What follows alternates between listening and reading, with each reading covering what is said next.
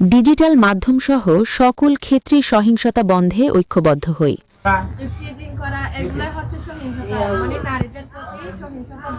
কাউকে ইশারা করা, ব্যাড টাচ, গুড টাচ, এগুলো কিছু বিষয় আছে, কেমন? তাহলে এগুলোর বিরুদ্ধে আমাদের কথা। বাঁশখালীতে শিউলি সিআরসি এর বর্ষপূর্তি ও বনভোজন। ডিজিটাল ও পারিবারিক সহিংসতা প্রতিরোধ বার্তা নিয়ে উৎসব মুখর দিন। বালিশ খেলা, বেলুন ফাটানো প্রতিযোগিতা সহ নানা আয়োজনের মধ্য দিয়ে গুরুত্বপূর্ণ সচেতনতার প্রচার। নিজস্ব প্রতিবেদক আনিসুর রহমানের প্রতিবেদনে দেখুন বিস্তারিত।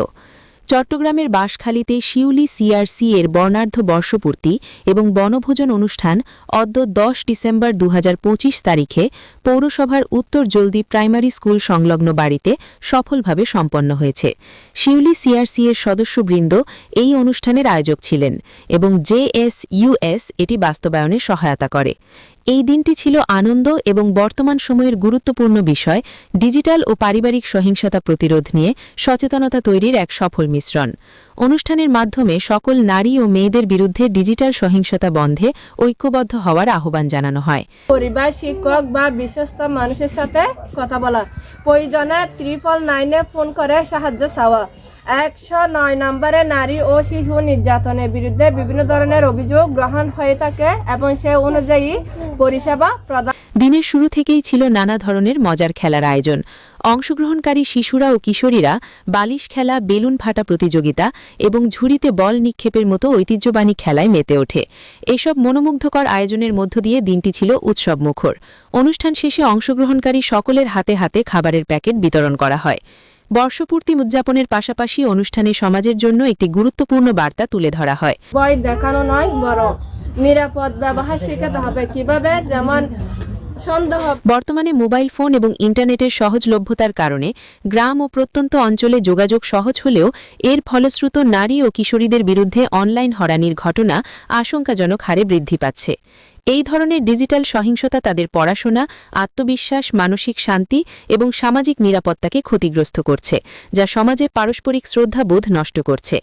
ডিজিটাল সহিংসতা প্রতিরোধে করণীয়: 1. সচেতন হওয়া, অপরিচিত কাউকে ব্যক্তিগত ছবি বা তথ্য পাঠানো থেকে বিরত থাকা, সন্দেহজনক লিঙ্কে ক্লিক না করা, নিজের কোনো পাসওয়ার্ড বা কোড কাউকে না বলা, একান্ত বা ঘনিষ্ঠ মুহূর্তের ছবি না তোলা বা কারো সাথে শেয়ার না করা। 2. সম্মান দেখানো, কারো অনুমতি ছাড়া ছবি না তোলা এবং পোস্ট না করা, কিশোরী বা নারীদের বিষয়ে কোনো অপমানজনক মন্তব্য ও নেতিবাচক শব্দ ব্যবহার করা থেকে বিরত থাকা। 3. সাহসী হওয়া, ডিজিটাল বা পারিবারিক হয়রানি হলে লুকিয়ে না রেখে পরিবার, শিক্ষক বা বিশ্বস্ত মানুষের সাথে কথা বলা, প্রয়োজনে 191-এ ফোন করে সাহায্য চাওয়া। নারী ও শিশু নির্যাতনের বিরুদ্ধে অভিযোগ করতে এবং পরিষেবা পেতে 109 নম্বরে যোগাযোগ করা যেতে পারে। এছাড়া সাইবার ক্রাইম ইউনিটে অভিযোগ করতে 0132-0101-48 নম্বরে ফোন করা যেতে পারে। ক্লাবে গেছি প্রতিবন্ধী বাচ্চাদের নিয়ে, ওখানে গেছি আর অনুষ্ঠান দেখছি, ওগুলো দেখে আর সবাই মিলে অংশগ্রহণ করি। রিসার্চ সেন্টারে কোন দায়িত্ব আছেন? সদস্য কি নাম আপনার? কি নাম? সুমি আক্তার।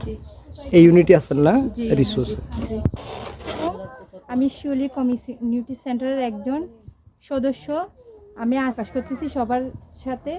তারপর হচ্ছে এখানে আমরা অনেক খেলায় অংশগ্রহণ করেছি, কেউ জয়ী হয়েছে, কেউ বিজয়ী হয়েছে, প্রতিবন্ধীরা শিশুরাও খেলেছে, আমার অনেক ভালো লেগেছে।